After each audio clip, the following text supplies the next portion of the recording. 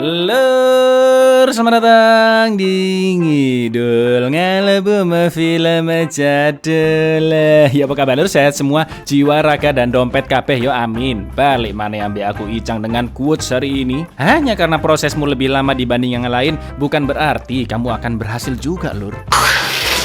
Oke, lanjut kita ke film keduanya. Apalagi kalau bukan Ocean's 12 tahun 2004 ya kan? Menceritakan beberapa tahun setelah keberhasilan Danny dan teman-temannya merampok berangkas kasino milik Terry Benedict. Entah bagaimana caranya bos kasino itu bisa mengetahui lokasi masing-masing anggota tim Ocean's 11 dan menagih uangnya kembali beserta bunga-bunganya dalam waktu 2 minggu saja. Atau mereka akan dipenjara bahkan dibunuh. Seperti apakah pencurian yang akan dilakukan mereka kali ini? Langsung kita ke request pertanyaan ngawur dari dulurku Nan LTR ya. Cak, kalau kita makan token listrik apa kita bisa jadi The Flash?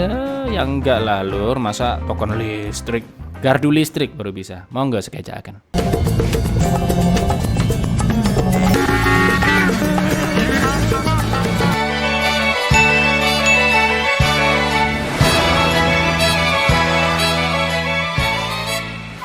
Di Roma, Italia, tepatnya pada suatu malam di tahun 2000. Setelah beraktivitas seharian, Rusty pulang ke rumahnya dan menyapa wanita yang saat itu masih menjadi pacarnya bernama Isabel Lahiri, seorang agen Europol atau kepolisian Uni Eropa lur. Isabel pun menceritakan bukti-bukti yang timnya temukan hari itu tentang kasus pencurian Bulgari. Mulai dari jejak sepatu sampai helai rambut yang pastinya akan menunjukkan DNA. Dan artinya tak lama lagi pelaku perampokannya akan segera diketahui. Mendengar cerita Isabel, Rusty pun langsung mengecek sepatunya, samponya, dan menyuruh pacarnya lanjut tidur aja karena Rusty mau mandi.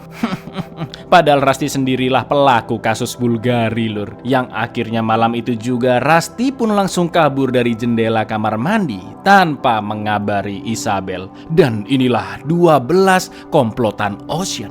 On a boot print, the left heel was worn. Huh. Having those extra men really paid off. Oh, you're just being modest. What kind of conditioner he uses, he streaks his hair. We found a hair. A hair? Wow. Gonna have a shower. Don't let me keep you up. Una volta in più che cosa può cambiare?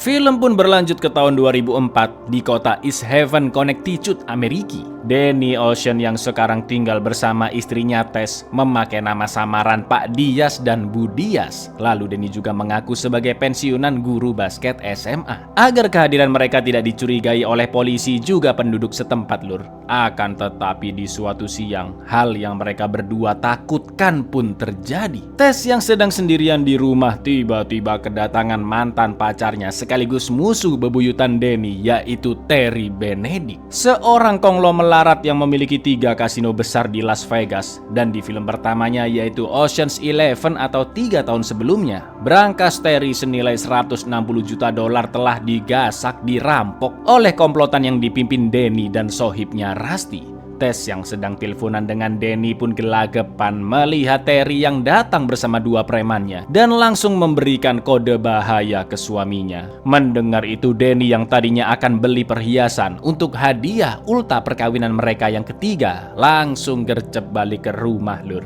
Sementara tujuan Terry ke sana, meskipun kerugian 3 kasinonya sudah diganti oleh asuransi, tapi dia tetap menagih semua uang yang telah dirampok berikut bunganya selama 3 tahun sejak hari pencurian dan hanya memberikan tenggat waktu pelunasan selama 2 minggu saja. Atau mereka akan dipenjara selama 20 tahun bahkan bisa dibunuh. Sebelum pergi dari sana, Terry sempat mengatakan jika bukan hanya dirinya saja yang mencari Ocean's 11 di dunia ini. Itu artinya Danny dan 10 orang komplotannya juga sedang menjadi incaran orang lain lur. What's wrong? Water in the basement in the... Hang up. He's got 2 weeks. I want my money back with interest. I'm not the only person in the world looking for Ocean's 11. Setelah itu Terry pun memberi peringatan langsung dengan menemui setiap anggota Ocean's 11 satu persatu, mulai dari kakak beradik Turk dan Virgil, Yen, Frank, Bess, Linus, Mbah Saul, Del, Ruben, sampai Rusty. Get up. Pull the chair out. Fred Bug Kelly made. Oh, she kind of It's all on you, Linus. Get out of my car. Thank you. This? You couldn't see this? You got 2 weeks.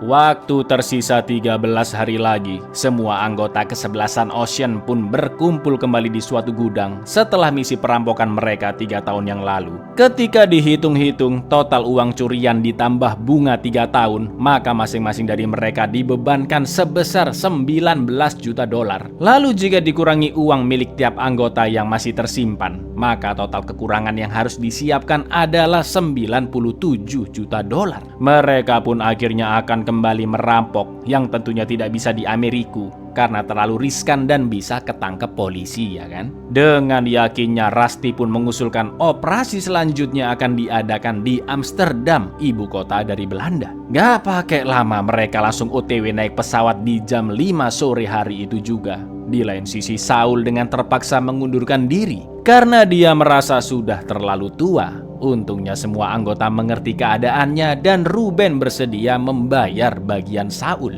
Di samping itu semua, mereka sangat yakin ada pencuri lain di luar sana yang telah membocorkan identitas semua anggota Ocean's 11 ke Terry Benedict. Based on what we stole, Pick a 19 to be safe. So that comes to 97, give or take. I'm out, fellas. I just can't do it. so too hot to work anywhere. We're on to 5 o'clock, Amsterdam. Amsterdam it is.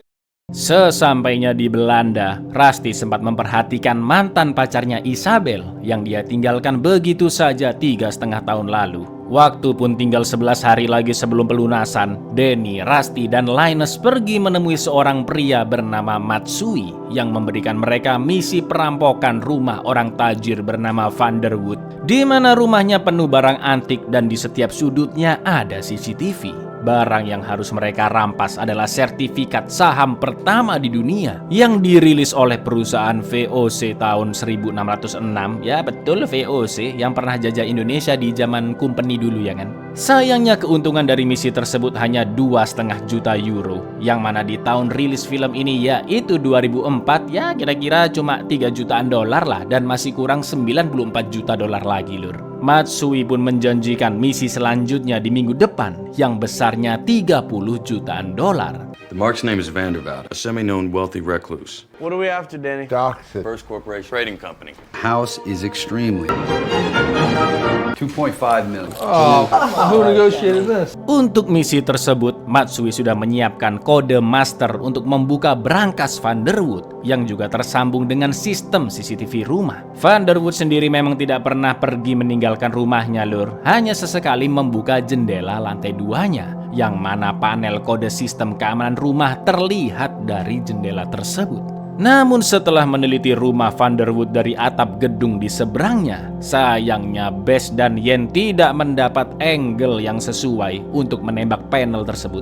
Karena rumah Vanderwood terlalu rendah ketimbang atap gedung seberang, yaitu lokasi Bess menembakkan senapan kabelnya yang harus melewati celah jendela lantai 2 rumah Vanderwood agar bisa menonaktifkan panel kode sistem keamanan rumah. Setelah mencari ide, Rusty teringat dengan obrolannya dulu bersama mantannya Isabel tentang seorang pencuri handal tahun 1960-an bernama Schumann dengan metodenya yaitu mengubah ketinggian tiang-tiang pancang pondasi rumah hanya untuk melancarkan misi perampokannya, lur. Mau tidak mau, tim Ocean's 11 akan melakukan hal yang sama agar rumah Vanderwood bisa naik sedikit 7,5 cm. Sehingga Bess yang berada di atap gedung seberang bisa mendapatkan angle yang sesuai untuk menembak melewati jendela lantai 2 yang terbuka menuju bagian atas panel kode sistem keamanan. For your information aja ya, lur, ini rumah-rumah di Amsterdam memiliki tiang-tiang pancang di bawahnya. Ya kayak shock breaker kendaraan lah. Karena kondisi tanah di sana yang terlalu lembut.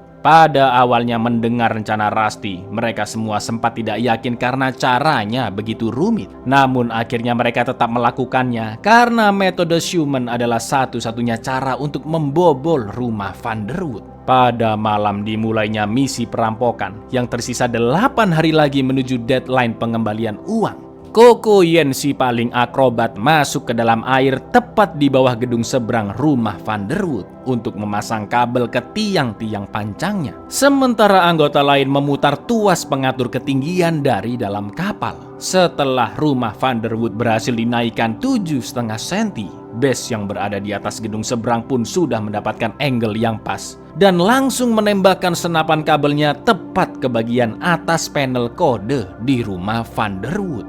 Lalu, yang terjadi?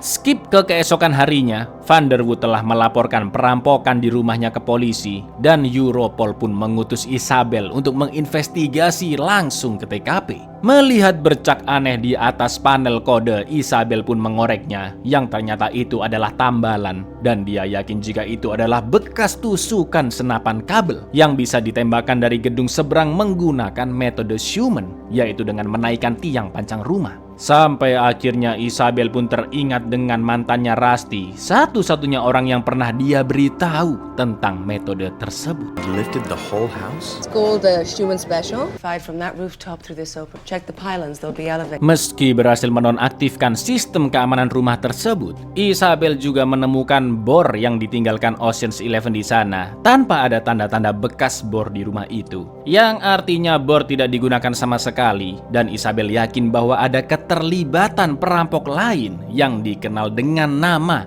Night Fox. Film pun flashback kembali ke malam terjadinya perampokan. Setelah berhasil masuk ke kediaman Vanderwood, Danny dan kawan-kawan pun begitu terkejut melihat brankas yang hanya berisi patung rubah berwarna hitam juga speaker kecil. Dari speaker tersebut, sosok misterius yang bernama Night Fox mengatakan jika Ocean's 11 adalah orang kedua yang berhasil memecahkan brankas Vanderwood. Selain itu, Night Fox juga bertanggung jawab atas kedatangan Danny and the gang ke Amsterdam karena ternyata Matsui hanyalah orang suruhannya saja. Mendengar itu, Rusty pun yakin jika Night Fox lah yang memberikan informasi tentang anggota Ocean's 11 kepada Terry Benedict. Congratulations, you are the second person to crack the... I'm responsible for you. I hired Matsui, we hired you.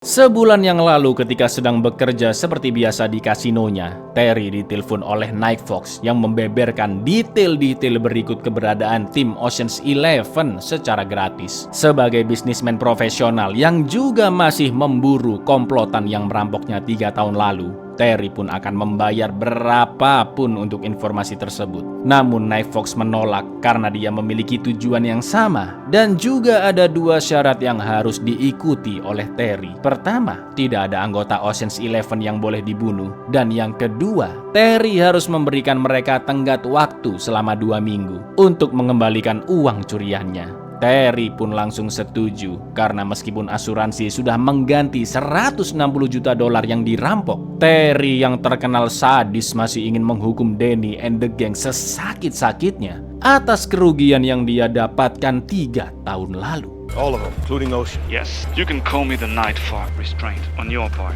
Get 2 weeks to buy themselves out of trouble. What's this information going to cost me? The information free, but it comes with certain... So you're asking them to double your money? It's on your desk. Kembali ke saat ini, menurut pengamatan Isabel, Night Fox membuka brankas itu di jam 3:30 pagi, sesaat sebelum Ocean's 11 tiba di sana. Matsui pun langsung diinterogasi dan Isabel mendapatkan lokasi Ocean's 11. Frank pun akhirnya ditangkap. Lalu Isabel juga mendatangi Rusty dan tim Ocean's 11 lainnya di hotel yang mereka sewa. Rusty pun sangat terkejut melihat mantannya datang dan Isabel langsung membahas perampokan semalam. Berikut metode Schumann yang dipakai oleh Ocean's 11, juga pesan dari Night Fox. Menurut Isabel, sosok misterius itu lebih cerdas dibanding perampok terhebat di dunia, yaitu Lemar. Tanpa banyak omong, Isabel menyarankan Rusty dan teman-temannya untuk meminta ampun kepada Night Fox karena sosok tersebut sangat-sangat berbahaya dan Ocean's 11 telah ditandai olehnya. Selain itu, alih-alih ditangkap karena ikut merampok Vanderwood, ternyata Frank ditahan karena ditemukan jejak sepatu Khashoggi-nya di TKP yang Frank beli menggunakan kartu kredit palsu. So what about the Night Fox? Did he leave you a message?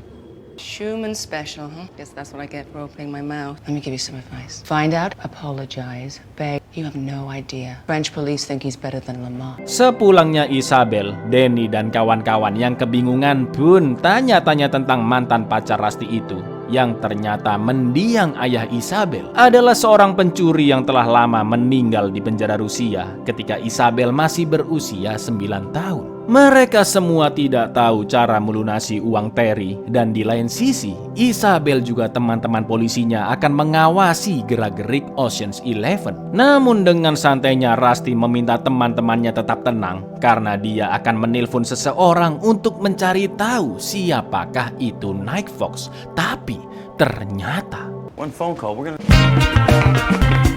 ya, HP-nya sudah diambil sama Isabel. Namun Rusty masih merahasiakan hal itu ke teman-temannya karena nantinya akan makin memperkeruh suasana. Sementara itu di luar hotel, terdapat 2 orang Europol yang mengawasi mereka dari jauh dan hanya menargetkan Rusty, Danny, juga Yen. Karena hanya mereka bertigalah yang sempat dilihat Isabel di kamar hotel tersebut. Maka dari itu Lur, Torque, Virgil, Linus, Ruben, Del, dan Bess akan kabur begitu saja. Sementara Danny dan Rusty akan menyamar menjadi kru tim sepak bola Arsenal yang memang saat itu sedang menginap di sana. Lalu Yen dimasukkan ke dalam koper lengkap dengan makanan dan air untuk bertahan hidup. Namun ketika akan naik bis Arsenal, koper berisi Yen yang berukuran besar harus masuk ke bagasi. Mamam.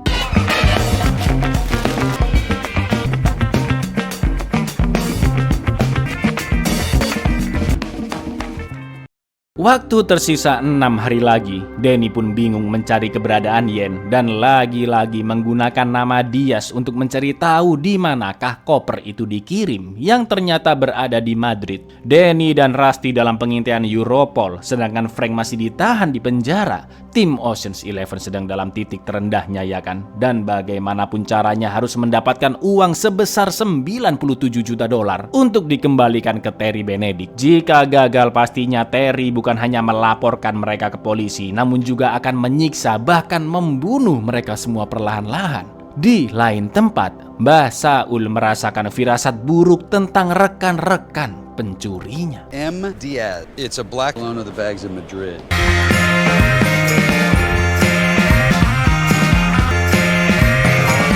Wanna go out? It's nice. No. Ever since you've been acting strange.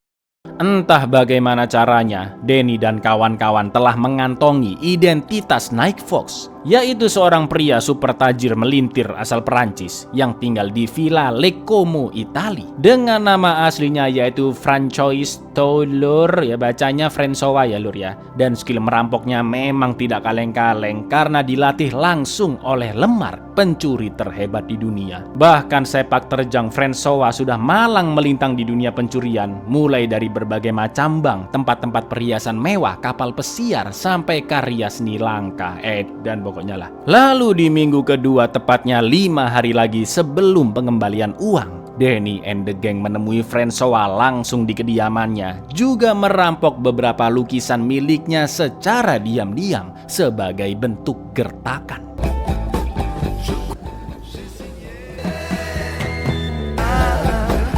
François pun menanggapinya dengan santai, lalu memberitahu alasan mengapa dia membeberkan identitas Ocean's 11 ke Terry Benedict. Sebulan yang lalu ketika François sedang bertemu gurunya Lemar di Portugal, perampok senior itu sedang ngobrol-ngobrol dengan seorang bisnismen asal Amerika yang kita sebut saja Pak Ijo ya. Di mana menurut François, dulu Pak Ijo lah yang menyarankan Danny untuk merampok kasino Terry Benedict. Pak Ijo pun terus memuji-muji hasil kerja Ocean's 11 sampai menyebut mereka perampok terhebat, yang mana itu membuat François sangat emosi karena melihat gurunya Lemar setuju dengan pendapat tersebut, dan itu artinya beliau juga setuju dengan kemampuan Danny. François pun sempat bertanya ke Lemar apakah Danny lebih baik darinya, namun gurunya tidak bisa menjawab. Karena respon gurunya tersebutlah François galau berminggu-minggu, sampai akhirnya dia berani membeberkan identitas komplotan Danny ke Terry, dan juga sekarang memberi tantangan untuk merampok sasaran yang sama demi mengetahui siapakah yang lebih hebat, Ocean's 11 ataukah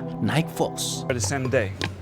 the one to you as a potential mark that you can't be better than me. And he answered, for sure, on and on about this. It showed you were the greatest thief in the world. I guess the only way to know is to go after the same object. Danny pun terlihat malas menanggapi karena Francois telah mengingkari aturan nomor 1 perampok, yaitu tetap merahasiakan identitas sesama pencuri. Selain itu dia juga sudah membahayakan nyawa Danny dan teman-temannya. Tapi sebelum Danny pulang, Francois berjanji akan membayar semua uang yang harus dikembalikan Ocean's 11 ke Terry Benedict, asalkan mereka bisa memenangkan tantangannya, yaitu mencuri perhiasan super mewah, yaitu telur koronasi Freiberg di Paris, yang akhirnya Danny menerima tantangan tersebut. Francois pun menjelaskan bahwa pagi itu telur Freiberg sedang diantar dari Paris ke Roma. Saking mahal dan berharganya, pengantarannya pun dijaga sangat-sangat ketat.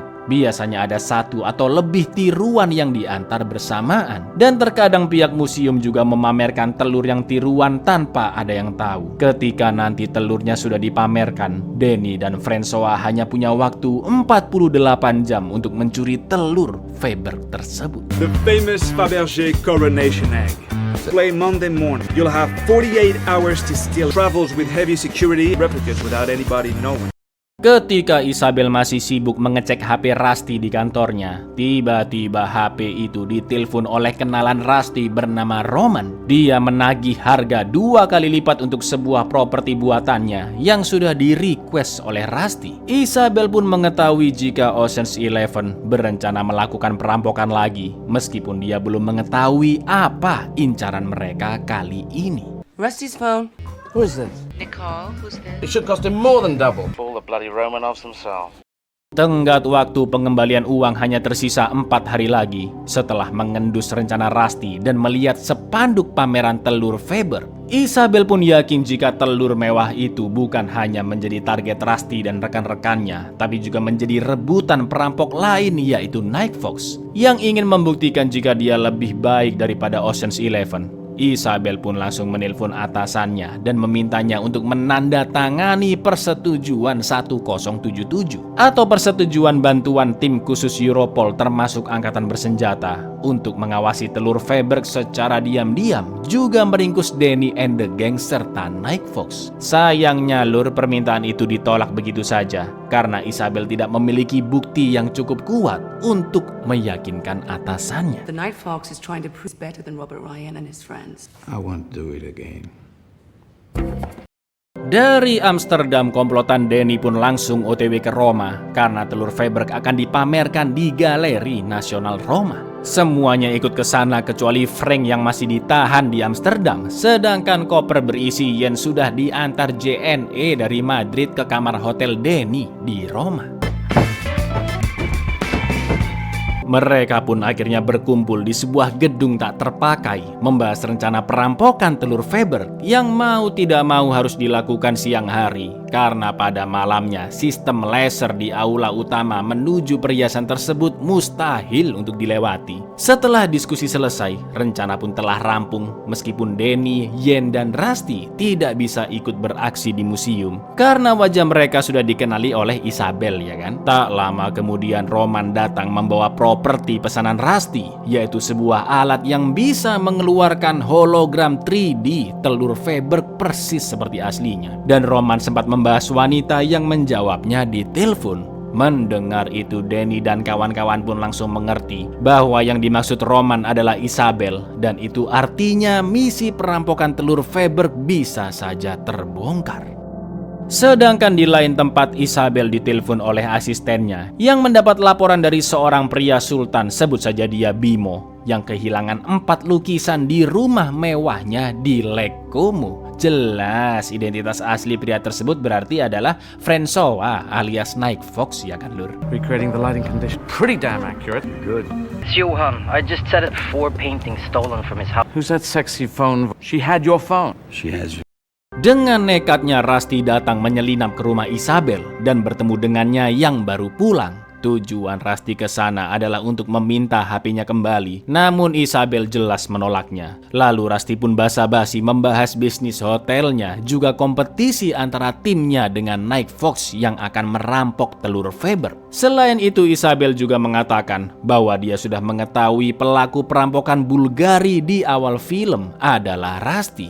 Dan setelah itu Isabel pun mengusirnya secara baik-baik karena dia mau rapat tentang kasus terbarunya dari Pak Bimo yang kehilangan 4 lukisannya, tanpa mengetahui jika Bimo sebenarnya adalah Night Fox, sedangkan pencurinya adalah komplotan Ocean's 11. Setelah Rusty pergi, kita pun diperlihatkan Isabel yang nekat memalsukan tanda tangan atasannya di form persetujuan 1077 agar kasus penggerebekan telur Faber bisa dibantu oleh tim khusus dari Europol. May I have my phone back? No. The Bulgari job you pulled with Frank, I knew it was you. He did something to the egg. Why accept his challenge? Because he'll lose. I have a meeting. Someone stole a whole bunch. I'm arresting you.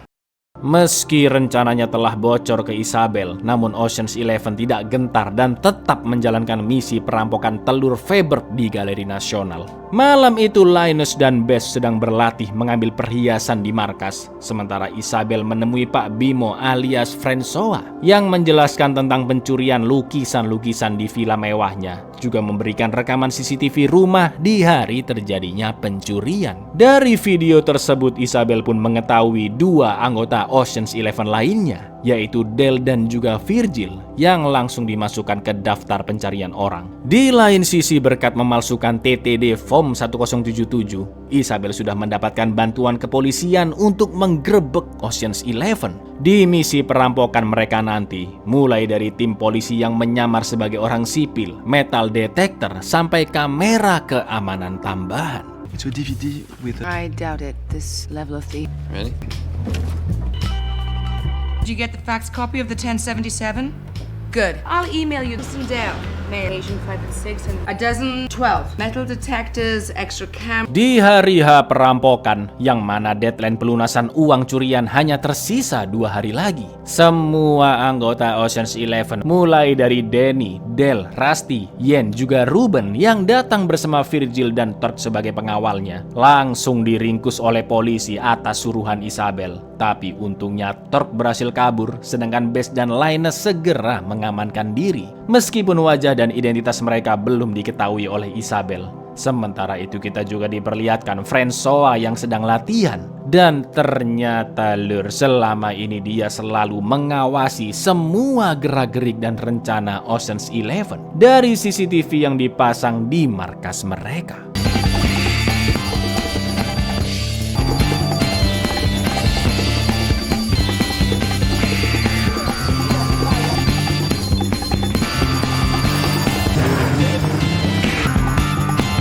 Turk, Linus, dan Bess pun langsung kembali ke markas dan membahas rencana mereka selanjutnya untuk mencuri telur Faber. Dengan kondisi hampir semua anggota Ocean's 11 telah tertangkap polisi, karena tinggal 2 hari lagi untuk melunasi uang Terry, bagaimanapun caranya perampokan harus tetap dijalankan. Bess dan Turk pun mengikuti saran dari Linus, yaitu memanggil Tess datang ke Galeri Nasional Roma dengan menyamar menjadi artis Julia Roberts yang sedang hamil saat itu, supaya mereka semua bisa mendekat ke telur Faber, sedangkan Turk, Bess, dan Linus akan berperan sebagai bodyguardnya sehingga bisa mengambil perhiasan tersebut dengan aman. Ini informasi buat kalian lur, aktris yang berperan sebagai Tess ini ya memang si Julia Roberts, dan saat itu memang sedang hamil dia. Jadi sama sutradara sekalian aja ya kan, Tess menyamar menjadi dirinya sendiri seperti di dunia nyata. Keputusan yang sangat smart dan membuat film ini jadi semakin menarik ya kan lur. Di lain sisi, Sin sempat memperlihatkan sebuah tas ransel di markas Ocean's 11. Apakah itu maksudnya? Kita ikutin aja alurnya, lur. Danny here? He wants it to be. Actually, she sounds like a Southern accent. What the hell is going on with I'd like you to put this hat. We're gonna put on that. We're gonna stuff it with that. Bye. Sta arrivando Julia Roberts. We needed someone famous! Sesampainya di hotel yang berdekatan dengan Galeri Nasional, di H-1 pelunasan uang Terry, Dilalahnya rekan sesama artis yaitu Pak D. Bruce Willis sempat melihat Tess dan menemuinya langsung ke kamarnya karena mengira itu adalah Julia Roberts. Sudah pasti Bess Linus, terkhususnya Tess, terkejut melihat aktor papan atas tiba-tiba datang ya kan. Untungnya Bruce tidak curiga, namun situasi menjadi agak kacau ketika Bruce menelpon karyawan Julia di rumahnya. Tess pun langsung merebut teleponnya dengan alasan dia mau bicara dengan karyawannya. Dan ternyata yang mengangkat adalah Julia sendiri lur. Untung aja belum didengar sama Bruce ya kan. Dan Tess pun hanya menjawab iya aja, mantuk-mantuk aja agar keadaan tetap aman. What are you doing? Tallulah left her SpongeBob blanket in the... He's home now, right? Julia, I'm with Bruce Willis. You're with Bruce? Sorry, can I just talk to him? Tak lama kemudian Mbah Saul datang untuk membantu perampokan dan dia mengaku sebagai dokter pribadi Julia alias Tess. Saul pun melarang Bruce memakai HP-nya lagi dengan alasan sinyalnya bisa membahayakan kandungan. Itu semua dilakukan agar Bruce tidak menelpon Julia lagi demi suksesnya penyamaran Tess. That phone of a... Do you have any idea? By your cell phone. Sorry to have jumped on you. You do very good acting. Dari sana mereka semua pergi ke Galeri Nasional dan Isabel mengawasi gerak-gerik mereka dari ruangannya. Lalu ketika Tess, Bruce, dan manajer museum berfoto dengan telur Faber, Turk, Linus, Bess, dan juga Saul memberikan kode gestur dimulainya perampokan. Tess pun langsung pura-pura pingsan. Lalu Linus mendapat kesempatan menukar telur Faber dengan hologram dan memasukkannya ke dalam koper yang dibawa oleh Turk. Namun sayangnya kejadian janggal tersebut dilihat jelas oleh Isabel.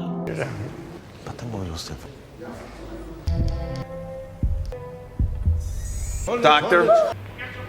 Seal off the museum. Setelah duduk sejenak, Tess pun dibawa balik menuju ke mobil. Namun tiba-tiba Isabel datang bersama sekumpulan polisi yang langsung menangkap mereka semua. Mamam. Bella here, I'm with the museum. Huge fan, and I can't let you leave unless you sign.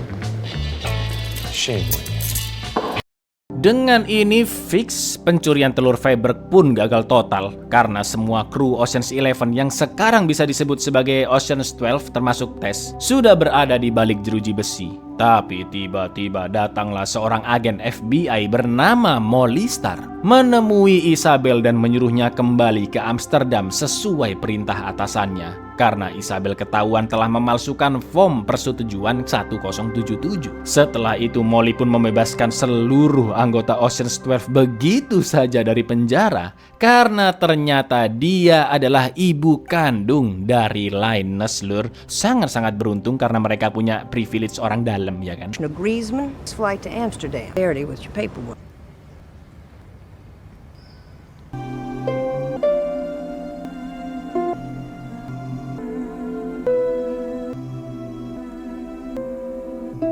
Di dalam mobil Linus pun terkejoet karena selama ini ibu dan ayahnya tahu apa yang sedang dikerjakan olehnya. Sementara itu Tess sempat marah-marah ke suaminya Danny yang tidak menjelaskan tentang misi di Amsterdam juga membuatnya masuk penjara. Di lain sisi Isabel yang sedang OTW bandara memilih untuk mengikuti mobil Rusty yang ternyata dia juga akan terbang naik pesawat menuju suatu tempat dari Roma. Rusty pun mengatakan jika ayah kandung Isabel yang katanya telah lama meninggal di penjara sebenarnya masih hidup lur. Pada akhirnya Isabel pun mau ikut bersama Rusty menemui ayahnya juga mengembalikan HP milik Rusty. Dan lagi-lagi di pesawat, scene memperlihatkan seonggok ransel yang entah apa isinya. Dari ke-12 anggota Ocean's 12, hanya satu orang yang dari tadi ketinggalan di Amsterdam. Ya, betul, Frank. Dan akhirnya dia pun dibebaskan oleh mas-mas tukang pukul yang dulu pernah berpura-pura menghajar Danny di film pertama. Dan sekarang dia berperan sebagai pengacaranya Frank. Father's alive, is it? How do you know that? You know where he is? Know somebody who does.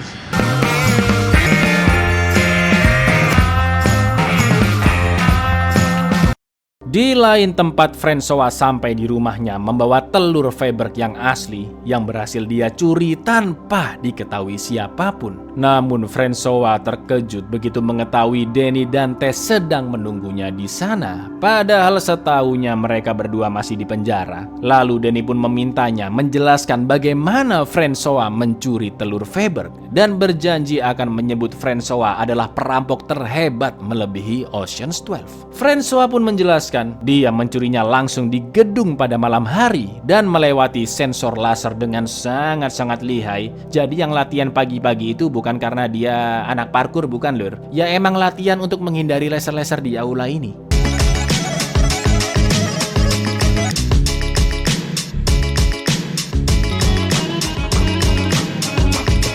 Okay. Delure, you're the best. Thank you, Danny. Setelah itu, tiba-tiba Danny dan Tess tetap meminta uang pelunasan Terry Benedict sesuai janji Francois. Karena sebenarnya dia sudah kalah. Gimana maksudnya gimana? Francois pun bingung karena jelas-jelas dialah yang berhasil mengambil telur Freiberg, sedangkan Danny dan teman-temannya sudah gagal sampai tertangkap polisi. Disinilah Danny menjelaskan apa yang sebenarnya terjadi.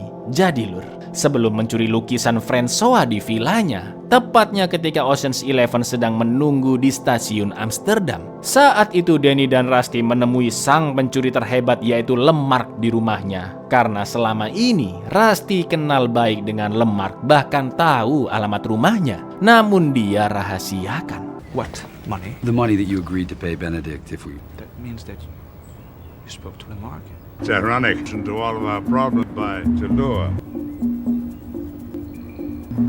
Di sana mereka berdua menjelaskan tentang patung Night Fox yang ditemukan ketika mencuri brankas Vanderwood. Lalu Lemark pun membeberkan semua hal tentang Francois, mulai dari identitasnya sebagai Night Fox sampai motifnya, membocorkan detail-detail tentang anggota Ocean's 11 ke Terry Benedict. Karena Francois ingin menunjukkan bahwa dia adalah perampok yang lebih hebat daripada Danny dan teman-temannya. Itu disebabkan Francois yang merasa tersaingi setelah mendengar percakapan antara gurunya Lemark dan bisnismen Ameriki Pak Ijo yang terus memuji-muji Ocean's 11 karena berhasil membobol brankas 3 kasino di Las Vegas. Setelah itu Lemark pun menyuruh Danny dan Rusty untuk menerima tantangan Francois serta berpura-pura mengatur rencana untuk mencuri telur Freiberg. Karena sebenarnya Lemark telah memberikan lokasi perhiasan telur Freiberg yang asli dan dibawa menggunakan ransel dari stasiun Paris North menuju Roma. The egg, the real egg, leaving Gardner, you'll have to put on a very elaborate show. Gak pakai babi bu, sepulangnya dari kediaman Lemark, Ocean's 11 pun langsung mengeksekusi perampokan telur Freiberg yang asli. Linus masuk ke kereta yang dimaksud oleh Lemark dan duduk tepat di belakang kurir telur Freiberg dengan membawa ransel yang sama persis seperti yang dibawa kurir tersebut. Sedangkan Torque, Danny juga Bess pura-pura cekcok adu mulut sampai berantem tepat di sebelah kurir. Dan di kekacauan itulah Linus segera menukar ranselnya yang berisi telur Freiberg palsu dengan tas yang berisi telur Freiberg asli di depannya. Ya, segampang itu memang lur. Dan mas-mas kurir maupun 2 bodyguard yang menjaganya pun tidak curiga sama sekali karena bentuk tasnya sama persis, ya kan?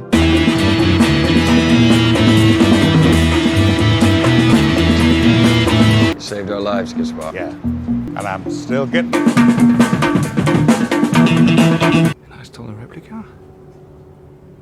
Setelah Danny selesai menjelaskan semuanya, Francois pun akhirnya mengaku kalah dan bersedia membayar uang Terry Benedict sesuai perjanjian. Meskipun Night Fox memiliki skill rampok yang terlihat jauh lebih hebat, namun egonya sendirilah yang merusaknya sampai merugikannya ratusan juta dolar. Sedangkan Ocean's 11 khususnya Danny dan Rusty mengetahui jika kemampuan mereka tidak bisa menyaingi Francois. akhirnya langsung potong kompas menemui Lemar. Untungnya beliau sudi membantu mereka karena menganggap Ocean's 11 sebagai perampok yang lebih hebat daripada Night Fox setelah misi perampokan di Bellagio pada film pertama. Kalau gitu Danny curang dong karena minta bantuan Lemar, lur. Enggak dong, enggak sama sekali dong, lur. Yang namanya aksi perampokan pada dasarnya tindakan ilegal, ya kan? Jadi perampok yang terhebat adalah dia yang berhasil mendapatkan barang curiannya dengan segala cara tanpa tertangkap basah. Seperti Danny dan Rusty yang memanfaatkan koneksinya dengan Lemar untuk mendapatkan bantuan.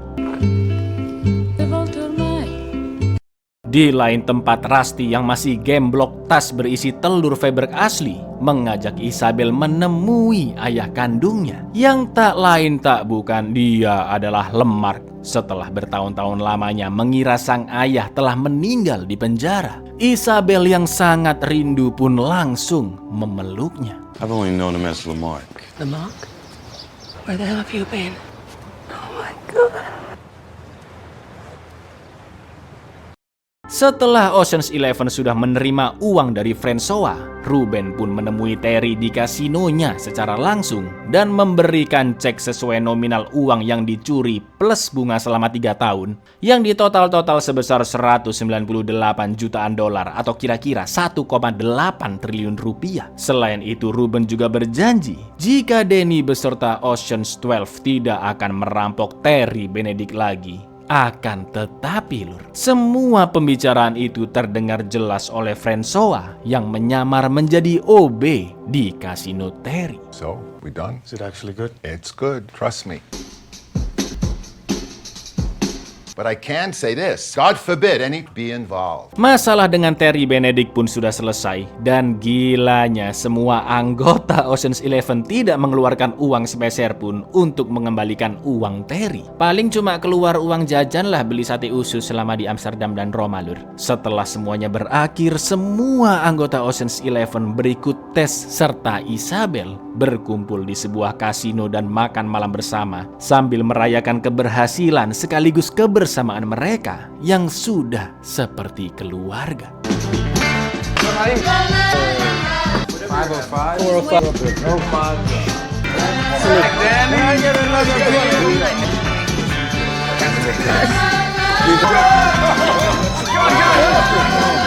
Buyar, jadi gimana? Lanjut dong ke film ketiganya atau film yang terakhir dong, lur, ya kan? Assalamualaikum.